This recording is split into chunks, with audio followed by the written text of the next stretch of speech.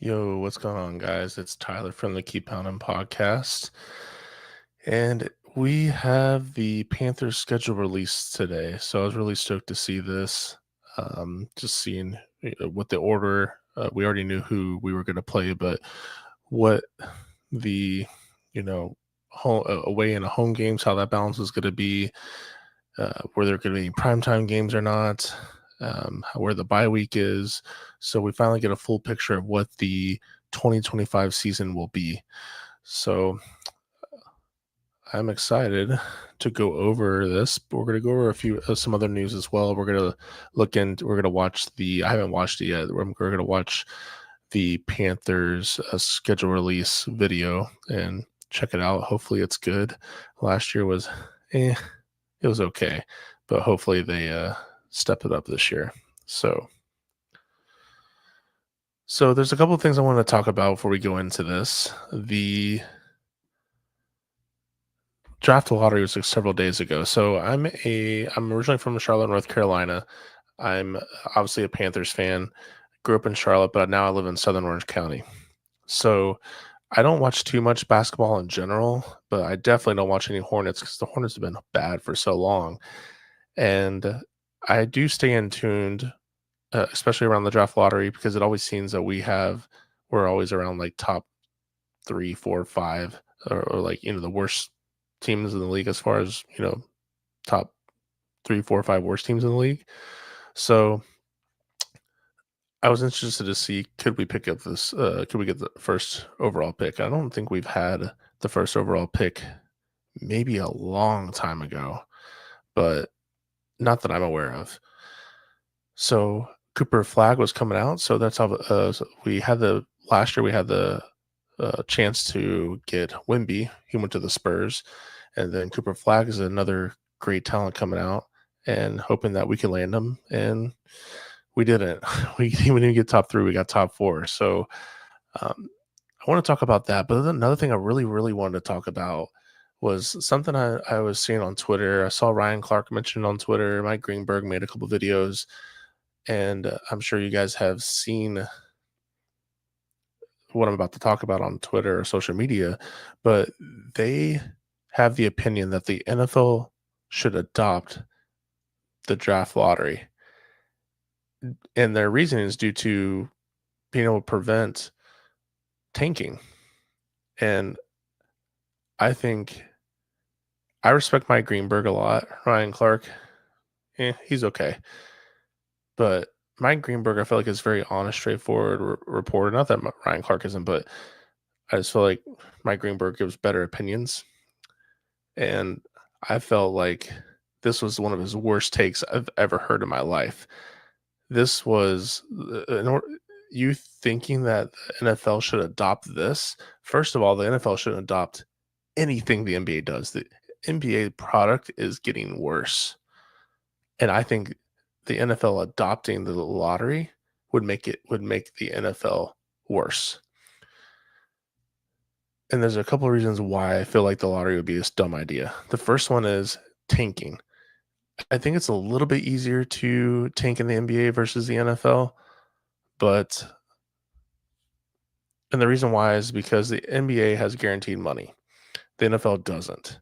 And not that I honestly don't think players and even coaches on both NBA and NFL want to lose. I think it's more ownership. It's just easier if the ownership tells an NBA team and coach, "Hey, you're going to take out this guy, and you're pretty much tanking without tanking." The NFL, kind of you can do that, but that's typically where they're out of playoff contention. They're having players that have been playing through injuries. Then they basically say, okay, the starters that we are investing in long term sit rest. We don't want to cause any more injury, and then that could be a form of tanking. But NBA can be changed by a player. Look at the Cavaliers. LeBron James changed the Cavaliers. Obviously, LeBron James is a big uh, example, but the Cavaliers are worse in the league. And 2 years later, they went to the NBA Finals. Obviously, not every big time player is LeBron James caliber, but the point I'm trying to make is, and one player on an NBA team can really help change a franchise. The NFL, not necessarily, no. That's not the case. Can a really good quarterback help an NFL team? Yes. But if you are worse in the league, I don't care how good of a quarterback you are. There are so many pieces that make up a good Super Bowl caliber team. And one player is not going to make a difference, not a significant difference. And tanking has been proven over and over that it's you're not going to really improve by tanking and getting a certain player. The NFL, the draft is so heavily populated with talent. The NBA draft, no. We look at this. And again, I'm not an NBA analyst or know what's I'm not a college NBA or a college scout, basketball scout. But there, we obviously everyone can recognize that there's a huge drop off between Cooper Flag and everyone else. The NFL, that's not necessarily the case. I just think this is such a stupid idea to bring up. And I get that it's like something to talk about, but that is a dumb idea. That's just my opinion. And then the whole scam thing, now I think that's stupid. There's no scam. You cannot, you have coaches and GMs and owners at these lotteries and they're watching them pull a ball out of this. How can you scam that? So I want to talk about that a little bit. I also want to talk about Trey Hendrickson and the Bengals. So Trey Hendrickson and Katie Blackburn. So Katie Blackburn is the daughter of the actual owner, Mike Brown. And there has been no communication still. I've read on Twitter that Zach Taylor called, text messaged Trey Hendrickson and let him know that he will be fine if he doesn't come to mandatory minicamp. That is, I believe, June 10th to June 12th. And Trey has done several interviews with the Bengals reporters. He flat out said that he will not play this season with his current contract. And it seems like it's getting pretty personal between Trey and the Bengals. And in my opinion, this looks really bad for the Bengals. The Bengals already have a history of not paying their players. Yes, I understand they paid Jamar Chase. It took forever to get the Chase and Higgins deal done. You have Shamar Stewart, a first-round pick that the Bengals just drafted, an edge player, and he didn't go to rookie minicamp because he hasn't signed his deal. I don't know the particulars with that, but it's just all of this together does not look good for the Bengals. To me, if I'm a future free agent, I'm really going to pause and question if the Bengals are interested in me, would I really want to play with for them?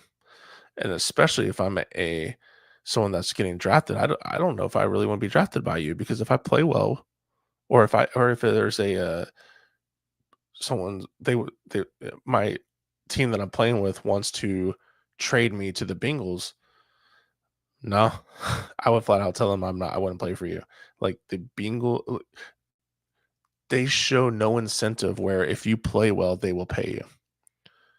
Again, I understand you have the Jamar Chase deal, you have the Joe Burrow deal, but they are very stingy with their money.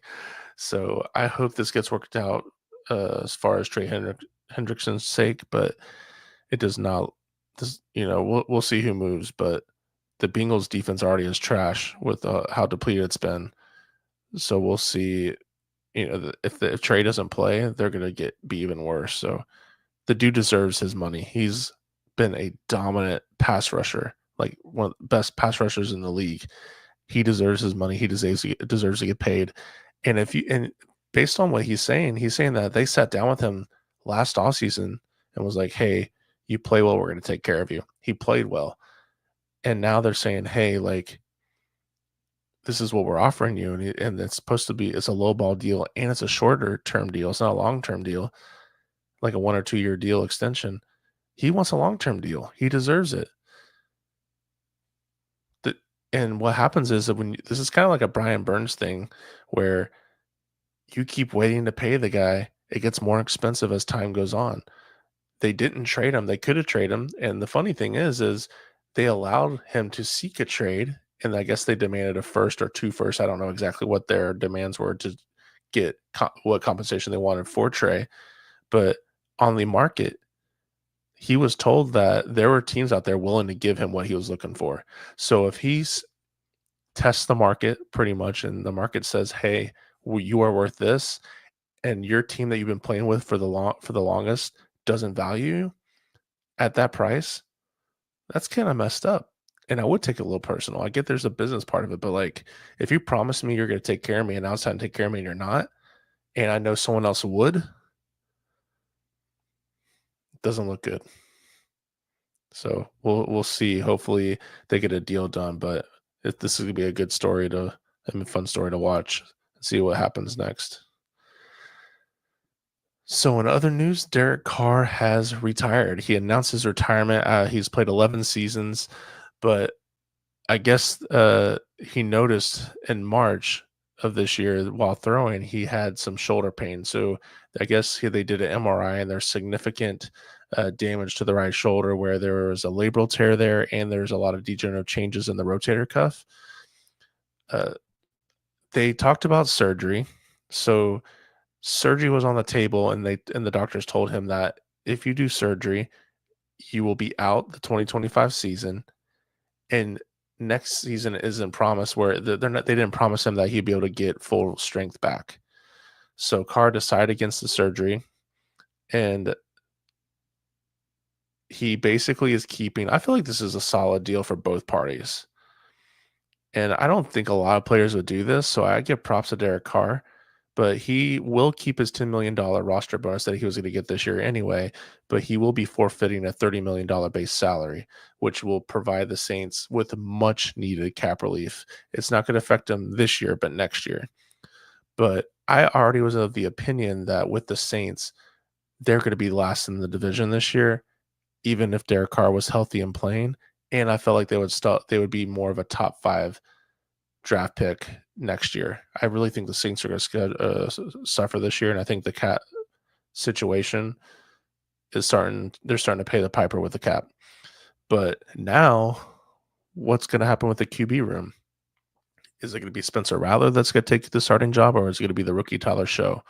So, with all this really just ensures my thoughts that the Saints are going to be last in the division. I really think that's what's going to happen. So, Derek Carr is officially retired, and we have Spencer Rattler and Tyler Show to worry about. So playing the Saints should be an easier team to beat. So we now have all the rookie numbers finally. So we have T-Mac that's going to be 4, 22 is Lathan Ransom, 11 is going to be Nick Scorton, 23 is going to be Trevor Etienne, and then you're going to have Princely at 33, Mitchell Evans is 84, Cam Jackson 76, and Jimmy Horn at 15. So those are the numbers. They finally, I guess there's always subject to change. It says down at the bottom right, subject to change. So I guess it could. Maybe there's a player or so, like depending if someone gets cut, they're going to take it. But these for now are the rookie numbers coming up this season. So Trevor Etienne recently signed his rookie deal, and there was only 2 players. So Trevor Etienne was one of 2 players that hasn't signed yet. The other one is Nick Scorton. Nick Scorton has not signed his rookie deal yet. I'm not really worried about this. Unlike Shamar Stewart from the Bengals, Nick went to rookie mini camp. I just think it's more like small little logistical things but I think a deal will get done rather soon. So I'm not worried about it. But if he didn't go to rookie mini camp, then maybe I might worry just a little bit, but this will get done. But Nick Scorton's the only one that we haven't signed up yet. So let's go into the 2025 official schedule. So this is obviously the official schedule. I got this off Twitter. I believe Mike Bell posted this on Twitter. So the first 4 games, 3 out of the 4 games are away. That is tough. These aren't the hardest teams in the world, though. You have the Jaguars is gonna be our home opener, or not our home, but it'll be our season opener, and then we travel to Arizona, and then our home opener is week 3 against Atlanta, and then we go and travel to New England. So, that's rough, the first 4 games, 3 of them are gonna be away, so that's gonna be tough. But then after that, there's a good balance of home and away games. The first half of the season, what I noticed with this, we only have 1 division game that's against the Atlanta Falcons in week 3, but the second half of the season, to me, is gonna be very important. This isn't the toughest first half of the season as far as schedule-wise. I mean, you're gonna have the Packers, that's gonna be tough, the Bills are gonna be tough. I think the Cowboys aren't gonna be that bad, the Dolphins aren't gonna be that bad. I mean, you never know, but out of the first half of the season, Bills and Packers those would be the tougher ones. The bye week I noticed is very late in the season. I would have liked to have seen the bye week more so in the middle of the season around week 10. It does, however, help us rest up before we finish with the last 4 games of the season, where 3 out of the 4 games are going to be division rivals. So you have Saints, Bucks, then you have the Seahawks and the Bucks. So the last 4 games, 3 out of 4 are going to be division rivals. And I think that is where it's going to be a lot of fun, because I think this season is going to be a tight race, and it could be a 3-way race, to be honest, with the Falcons. I just think it's going to be more so with the Bucks and the Panthers, but we'll see. But it could be a battle of the NFC South title during week 18 against the Bucks. That would be fun to watch. And we did get one primetime game, week 12. The 49ers is a Monday Night Football game. So I will make sure to take time off of work to watch this and cook some barbecue or something. But we finally get a primetime game. So that'll be fun. And we're going to discuss all the games, not too in depth, but kind of go over some matchups and what to look for in some of these teams here. I was able to do most of them, but I wasn't able to do the Bucks at the end. So I was able to do most of these, but work was really busy today. I've been really busy, so I wasn't able to do the last 2, the Bucks. I did a little bit of the Seahawks, but it'll work. Okay, so let's go into week 1. So week 1, we're playing in Jacksonville. So the new GM, James Gladstone, that I did not know this dude was only 34 years old. When there was a video on Twitter that I saw circulating around Twitter about the Jacksonville Jaguars GM that gave like a very philosophical speech, and I was like just interested and wanted to watch it to see like what the person said. And when I saw this kid, literally, like, he looks like a kid that just graduated from USC in data analytics. That's what this kid, he just looks like a kid. Like, he looks younger than some of these players.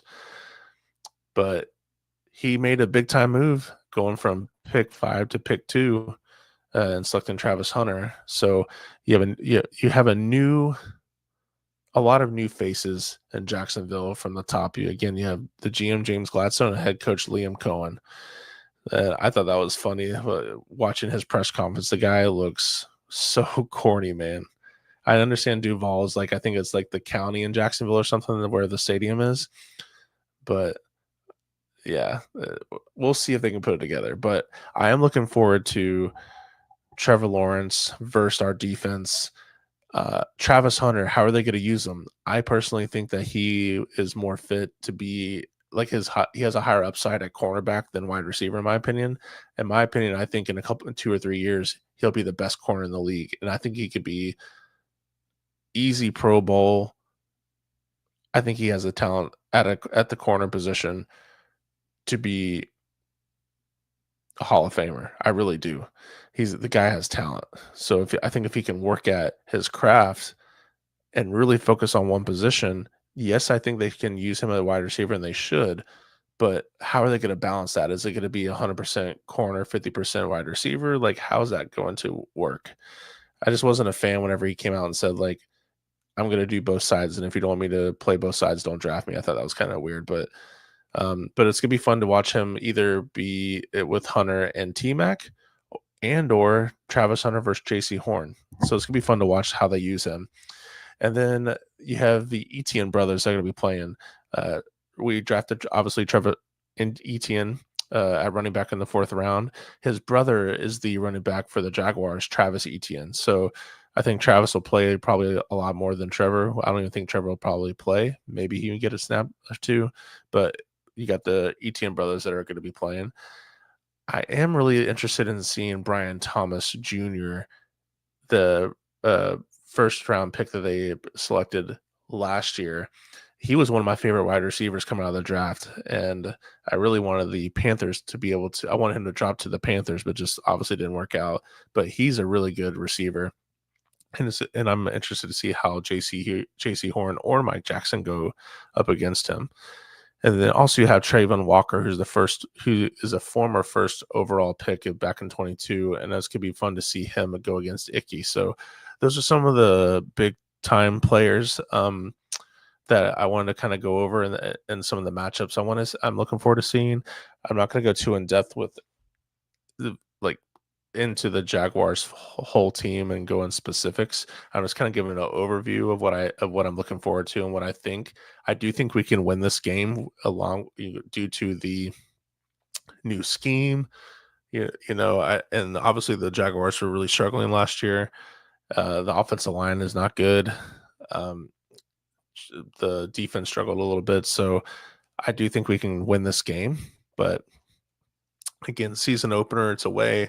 I think that would be a big, important win, a good way to start our season. So hopefully we can come out with a win there. Then the following week, we are on the road in Arizona. So Arizona Cardinals, their roster is pretty young. Obviously, you have Kyler Murray at quarterback, and then they drafted Marvin Harrison Jr. Not this past draft, but the draft before that at wide receiver. Kyler Murray and Marvin are obviously they have great playmaking ability. Kyler is a dual threat at QB. He can make some ill-advised throws at times. There's games where I feel like he just looks awful. Than other games he's really, really good. I feel like he kind of can be inconsistent, but he did seem more consistent last year compared to the year prior. The offensive line is really good at pass protection, but did struggle in run blocking last year. James Conner, the running back, he's a really strong physical ground and pound runner. Buda Baker, the safety, and Will Johnson, who's the rookie that they drafted. I believe it was the 3rd round in Michigan. The secondary, if Will Johnson can stay healthy, and that's a big if, but if he can stay healthy, this guy is a big time talent, great cornerback. So if he's able to stay healthy, this secondary will look good. You also have Josh Sweat and Walter Nolan at the defensive line. Walter Nolan was the defensive end rookie that they just signed or they drafted this past draft at Ole Miss. So they did bolster their pass rush a little bit. It just lacks depth. So,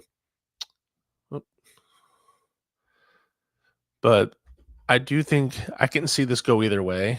I think it depends a lot with how Kyler Murray is, how he starts playing this season. Can he continue to improve? I'm not the biggest believer in Kyler Murray, but I do think he can show flashes. So we'll see. I think a lot depends if Kyler Murray can really continue to improve like he did last year. This is going to be a difficult game to win, but if he's kind of like typical Kyler Murray, this is a very easier game to win. So this I can see go either way, win or lose. Again, with it being away, we'll see. And then week 3, we finally have our season opener against the Atlanta Falcons. So Raheem Morris is on the hot seat. The head coach for the Falcons is on the hot seat this season. If the Falcons do bad this season, he's out. You're going to have Michael Penix Jr., who was the rookie quarterback last year that they had. there's a lot of uncertainty with Penix. He did show some flashes, but there's definitely a lot of uncertainty there. You have a good amount of offensive weapons uh, that at his disposal. You have Drake London, you have Kyle Pitts, you have Bijan Robinson. They have a pretty strong offensive line as well. They do lack wide receiver depth. I know they have Darnell Mooney and Ray McLeod the third, and they kind of seem like they underperformed last season. So we'll see how Michael Penix develops, but with it being early in the season, I think this is going to be a win for us. They do have some good safety. So they have J.C. Bates the third that did well last season, but they just drafted rookie Xavier Watts this past draft. So the secondary, the safeties do look better. And then they did invest in the pass rush with their rookies. So they obviously drafted Jalen Walker, and then they traded their first round pick for next season for James Pierce Jr. And I think I was a huge fan of James Pierce Jr. He's a pure pass rusher, and I think he can develop into one of a top tier edge player for sure. Um, I just hope not, because they're playing for the Falcons, but they do have. I did like their draft picks this year, but again, they're not going to have a first round pick next year. The Falcons did rank 31st in sacks last season. So can the rookies really help improve the pass rush and make an impact with Grady Jarrett and Matt Judon? We'll see. I think it's a lot to ask rookies to contribute early, especially early in the season. And then again, with our strong offensive line, I just don't see them making a big impact early. But we'll see. But I do think that we will win this game. The defense ranked 29th overall, I believe, in 2024. And then as far as defense is concerned, they're really lacking depth in corner, D tackle, linebacker. So their offense, I think, is gonna be a little bit stronger than their defense this season. But the defense, I feel like, has improved, but I still feel like they got a long ways to go. So that's week 3. The following week, we are in New England, and we're facing the Patriots. You have the new head coach, Mike Vrabel, who's obviously the more defensive minded. And then you have Josh McDaniels, who is the offensive coordinator. So you have Drake May in the offense. They acquired Stephon Diggs this offseason. They have Hunter Henry. They just drafted Will Campbell 4th overall and signed Morgan Moses in free agency to help bolster the offensive line that was pretty weak last season. They drafted Trayvon Henderson, the running back that they got in the 2nd round. So they're adding some talent to the offensive side of the ball. They do have a decent secondary. They have Christian Gonzalez, who I believe is a shutdown corner. You have Jabril Peppers, who's very physical. You have Kylo Duggar, that's more versatile. He can play slot and outside, and he's a pretty hard hitter. So their secondary is really good. They do lack pass rush, and I still think they're in the rebuilding mode. This is a game that we can definitely win, and I think we should win. And this is a game where if we lose, I would be disappointed, because there's just so many new with the Patriots, and I honestly don't believe in Drake May. So this is a game that I firmly believe that we should win. We should win this game. Then we have the Miami Dolphins at home. So can Tua bounce back? Obviously, Tua missed a lot of time last year from a concussion. The offensive line is still a weakness. I know that they signed James Daniels and they drafted a guy in the 2nd round, Jonah. I can't remember his last name, but the offensive line is still an issue, and that's something that they need to fix with Tua. And I really hope that he stays healthy and plays well. I just hate to see him get another concussion and have an early career. We all know how good Tyreek Hill is and how creative Mike McDaniels is with giving his. Mike McDaniels is just really good giving his playmakers opportunities. They have Jalen Waddle. He did struggle last year. And they have another receiver, Devon Achane. Devon, he had almost 1,500 all-purpose yards last year. So they have some talent. It's just the offensive line is really struggling. But the defensive line is very solid. You have Zach Seiler, who had 10 sacks and 19 QB hits last season. And they do have Bradley Chubb, but can he come back and play after being injured last season? The secondary did struggle last year as well. Outside of Jalen Ramsey, they don't really have any playmakers or anyone I'm really afraid of. And the linebackers are just average. So this is another game that I believe that we can win and should win.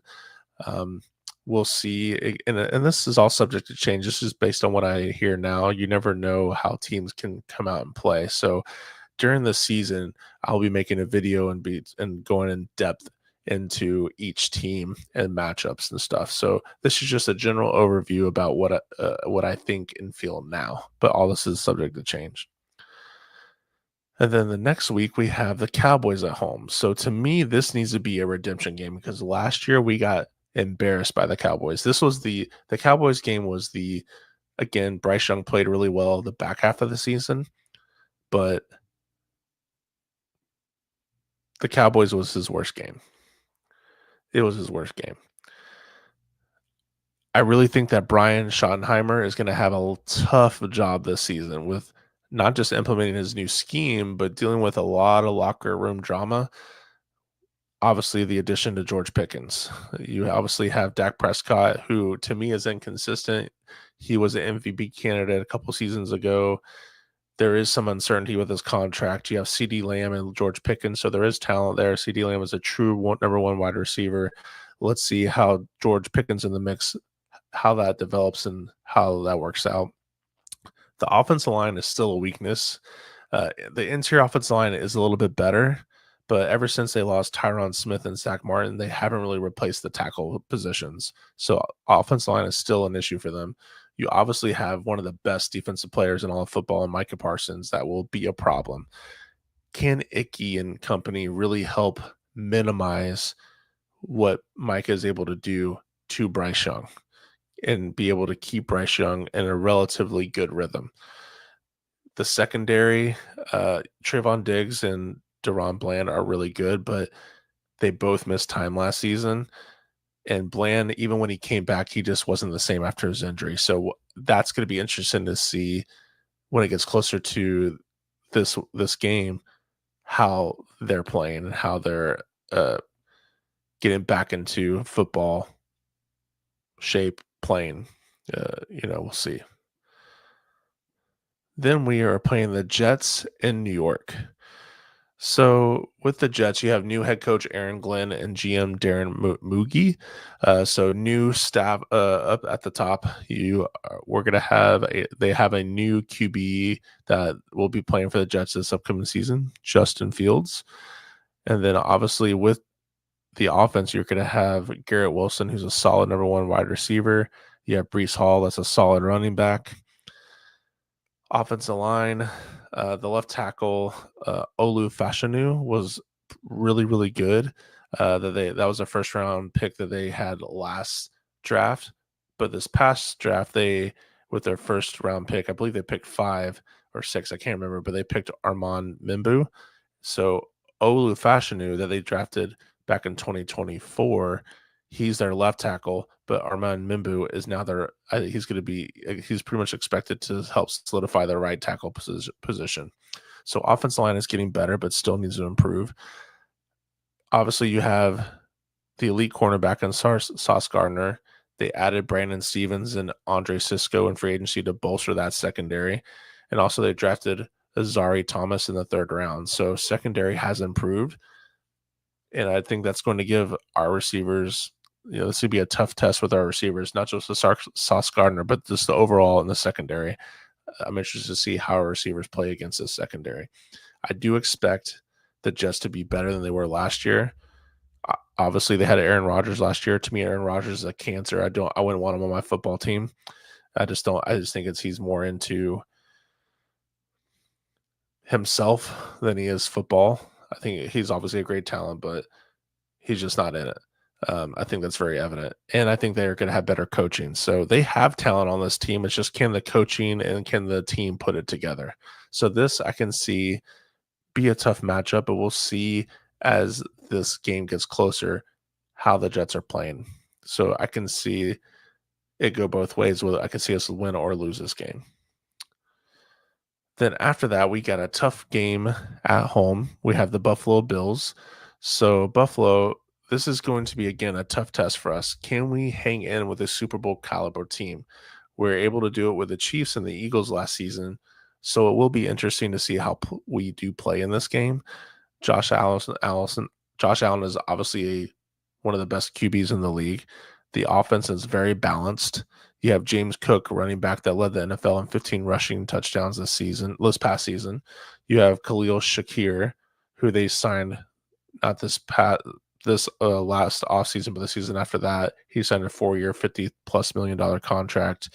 He was pretty reliable for them last season, but since Stephon Diggs left, they really haven't had a true number one wide receiver. You have the offensive line who's anchored by Deion Dawkins, who's their left tackle. The guy's dominant left tackle. But that offensive line only allowed 14 sacks last season. Not only is their offensive line really good, but obviously Josh Allen that's able to scramble and get rid of the ball. It's really hard to get to Josh Allen. Offensive line is solid. They just acquired Joey Bosa, and they also got Greg Rousseau. So defensive line is improving. You have Christian Benford, who had a breakout season last year. And if Tre'Davious White can stay healthy, these two are going to be a great, strong unit in the secondary. But if Tre'Davious White can stay healthy, this is another issue for our receivers, a great secondary. They don't have the best pass rush in the world, where they ranked last year 23rd in passing defense. So,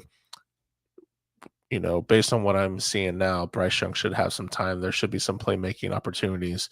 But this is, again, Super Bowl caliber team. You have Sean McDermott. That's the head coach, great coach. Can we hang with this team? This will be a good, fun test to see how Bryce Young and the Panthers play against this team. And then we have the Packers at Lambeau. I think this is going to be one of our toughest matchups, not just with it being away, but with the Packers. Jordan Love really, to me, is really elevating himself as a top-tier QB in this league. You have Jaden Reed, their receiver, that's pretty much emerged as a top receiving threat, especially with Christian Watson's injury. He led the team in receiving last year. He's a dynamic playmaker. Now you're adding rookie Matthew Golden to the mix that they got from this past draft from Texas in the first round. He was one of my favorite, if not my favorite, receivers coming out of the draft. This guy has speed. He can separate. I think he runs better routes than T-Mac. I liked him more personally. I'm happy that we got T-Mac, but Matthew Golden, I feel like, is going to be a problem. The offensive line that they have is very good. Josh Jacobs, their running back, is solid. Their offense as a whole is just really good. They ranked 5th last year in total yards per game with 370 per game, and they ranked 5th in rushing yards with 146 yards per game. This is going to be a tough task for our defense. Tough. The Packers defense is a weakness, though. You have the linebacker group is strong, but outside of that, they have a very poor pass rush. The secondary is poor. So Bryce Young should be able to score some points on this defense. It's just, can our defense help minimize the Packers offense? So this will be I think this will be one of the hardest games that we have this season. I really think the Packers are a team that has the capability of getting to the NFC Championship and Super Bowl. I think this is going to be a sneaky good team. They're already really good last year. I think they're getting better. This is going to be a tough one. Then after that, we have the Saints. So, again, the Saints, I believe, are going to be last in the division. Their head coach, Kellen Moore, they just picked up this past offseason. And then who's going to be the starting QB? Is it going to be Spencer Rattler or Tyler Show? Again, with Derek Carr officially retiring, this is why I believe the Saints will really struggle this year and next year, along with the cap situation. They do have offensive weapons. They have Alvin Kamara. They have Chris Olave. They have Rashid Shaheed. They did invest in the offensive line with their 9th overall pick this past draft with Kelvin Banks, who I think will be a dominant left tackle. Last draft, they did also use a first-round pick on an offensive lineman as well, Talise Fuga. So they have a decent, strong offense, but their defense is just they're not that great. I mean, their linebacker Demario Davis, who is a Pro Bowler. He's a tackling machine. He had over 136 tackles this past season. Then you have Tyrann Mathieu, the safety there. He had 4 picks last season, 9 pass breakups. And then you have the aging Cam Jordan. He used to scare me. He doesn't scare me anymore. But outside of that, this defense just doesn't blow me away. I really think, again, I think the Saints are going to be picking in the top 5 this upcoming draft in 2026. So I think we're going to sweep the Saints this season. Then we have the Falcons away. Again, I think the Falcons were going to split. I hope that we can sweep them, but I can see last year. I always say I think that we win at home and we lose away. That's how I think the split is, but it always seems that we lose away and win at home. It's interesting. I feel like that happens more often than not. So we already talked about the Falcons earlier. We play them week 3, and then we play them later in the back half of the season. I just have us losing this game in a way, but hopefully we can pick up a W. Then we have our Monday Night Football game against the 49ers. So you have obviously head coach Mike Shanahan, who's one of the better offensive play callers in this league. They have a really good offensive core. They have Brock Purdy at quarterback, obviously. Christian McCaffrey, can he stay healthy? George Kittle at tight end. You have Jawan Jennings and Ricky Purcell. Ricky Purcell is a second-year wide receiver who, once he got healthy after that unfortunate incident that happened to him when he got shot in the chest, so glad he recovered from that. I'm rooting for the guy. I hope he has a stellar year, just not against us. But they have a really good offense. They still have Pro Bowl left tackle Trent Williams, who is getting older. If he can stay healthy, he's a dominant left tackle, but he is obviously injury prone. The offensive line did struggle with both pass protection and run blocking last year. So we'll see if how they bounce back, if they can bounce back this season. You have the defensive side of the ball where you have Fred Warner, Nick Bosa. The defensive side of the ball did struggle. They ranked 29th in points allowed. They got rid of their defensive coordinator that they had last year, Nick Sorensen. They only had 2 takeaways after the bye week. That was it. Run defense was a really big issue. There were just a lot of injuries last season as well. They did pretty much go through a defensive overhaul. They had 5 consecutive defensive draft picks this past season, or this past draft. They the first round pick, they picked Michael Williams out of Georgia, who's just a really good run stopper. And they also picked up defensive tackle Alfred Collins in the second round. So they're going to really rely on a lot of young players on the defensive side of the ball. I think this is a game that it's really hard to win in San Fran, but we'll see when it gets closer how we're playing, and I'll get a better gauge. But this is a game I can see us win potentially, and a game I can obviously see us lose potentially. Then we're playing the Rams at home. So you're going to have Sean McVay, who's one of the best offensive play callers in the league as well. You have Matthew Stafford at quarterback. And then you have Puka Nacua, who came out of nowhere. It always seems like the Rams pick up a really good receiver later in the draft.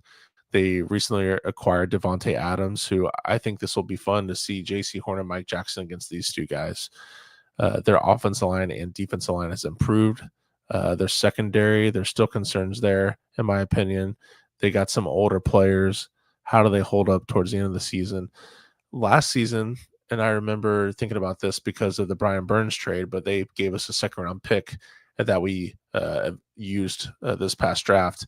And I was hoping that the Rams would be horrible just because I wanted a better earlier draft pick in the second round. And the Rams surprised me. I really thought they were going to struggle, be like maybe 8-8, but they went 10-7 last year. I again expect a little worse, but this is a playoff caliber team potentially. So this will be a tough test at home, but I do can see us win this game.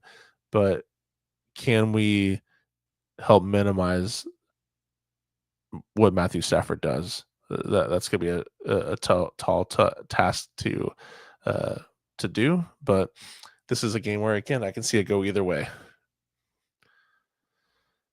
Then we're playing the Seahawks. The Seahawks are going to look a lot different. So the Seahawks, you have Sam Darnold, that's the quarterback. So if you remember, there was Geno Smith. Now Sam Darnold is there, and you have Cooper Kupp. You also have Jackson Smith-Njigba. That's, I believe, a third-year player now. So that offense is going to look totally different. The offensive line's improved, but this is where I'm interested to see, how does Sam Darnold play? I don't think he'll be the Minnesota Vikings Sam Darnold. I think he'll be more something in between Minnesota and us. Hopefully more us. So this is a game I think we win, just with there's so many new faces and offense. I just think that later in the season, as long as we stay healthy, I think defense is going to start figuring be able to play a little bit better. I just think this is a team that we can neutralize, in my opinion. After this, I wasn't able to really put together any more slides, but after the Rams game, you have the Saints, who, again, we talked about. I think we're gonna sweep them. That's gonna be in New Orleans. Then we have a home game against the Bucs.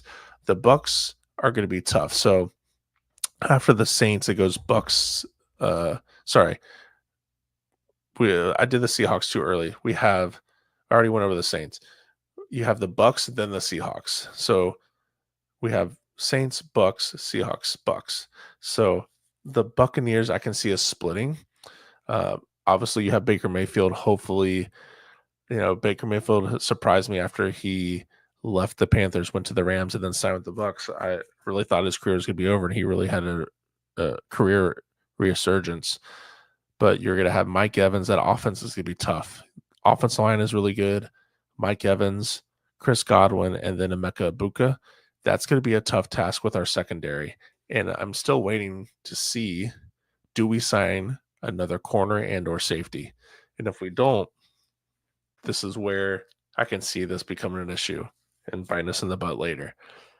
That's going to be a tough offense to help to minimize how much damage they can do and how many points they can score. The Bucs, I think it's going to be a tough matchup. I definitely think they're beatable, but just based on what I was watching last year, I still think they're the favorites, but it's going to be fun to watch. Hopefully it's really close where, the last 3-4 games of the season are going to be very crucial. So you're going to have the Bucs at home, week 16, then week 17, the Seahawks, and then week 18 at Tampa Bay. So that is the team's schedule. And I want to be able to go over and watch the Panthers secret reveal video that they created. And let me share my screen here.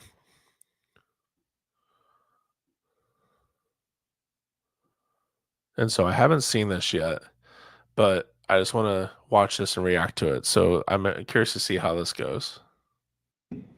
Man, I appreciate y'all coming in for the secret reveal meeting. Coach told me to bring some of y'all boys in, so let's get right to the reveal. Say, B-Rob, man, hey, I appreciate you calling the meeting, man, but I got a secret I've been meaning to tell y'all.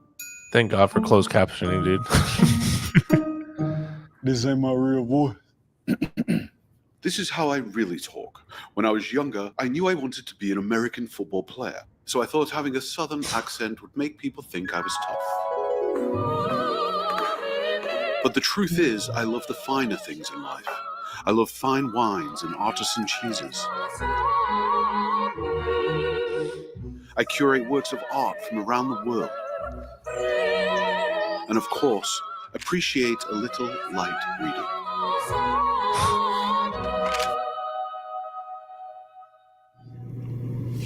Is he serious? He wasn't always wearing that, was he? Okay. Thanks, XL. We appreciate that. But let's get back to the reveal. Actually, Rob, I got something to get out too. JC. So in the off season, I work as a volunteer sheriff deputy. Last month, I set the record for most seatbelt citations. Seatbelt citations. Sir, you know why I pulled you over today? Oh, because I get it. Seatbelt. I get it. Seatbelt. I Seatbelt. like it. Seatbelt. Hopefully he will be like that this season. Sir, you know I pulled you over today? Just gonna strap him up. JC, bro, it's me, JT. What's up?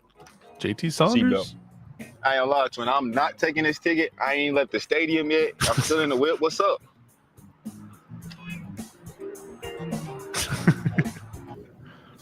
Nah, brother. I'm gonna need this one overturned though. Whew. Thank you, JC. I appreciate that, brother. Let's get back to the reveal, though. All right. Listen. I ain't gonna lie, y'all. Chuba. I've been telling Coach, I've been living in the gym. But real life, I've been living in the stadium. I eat here. I watch TV here. I even found myself a house pet. Secret is, I really never leave. Bro, you been chirping at me at what time I get here, and you been here the whole damn time? Hey, that's enough, man. I appreciate all the secrets, though. But the secret's about the damn schedule. Hey, y'all. Maybe we don't mention that I be living in the stadium now. Let's keep that hush.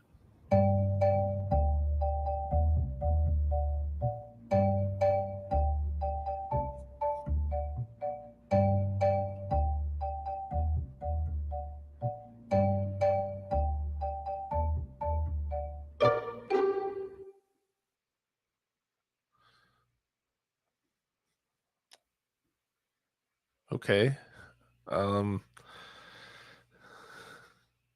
It was kind of like a lame, corny funny.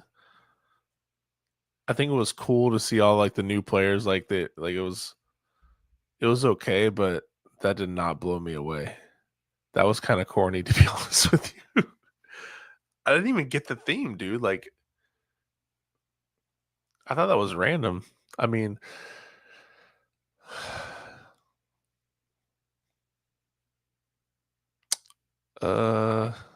yeah, it was okay. It was okay. But the NFL schedule's here.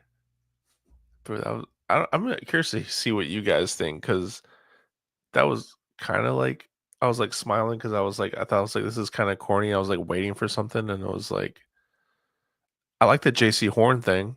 That was cool. Strap him up. I really didn't understand Chuba living at the stadium, grinding, I guess. You got XL dressed up. I know, I want to understand he went to the Kentucky Derby, and so he's all dressed up fancy and whatever.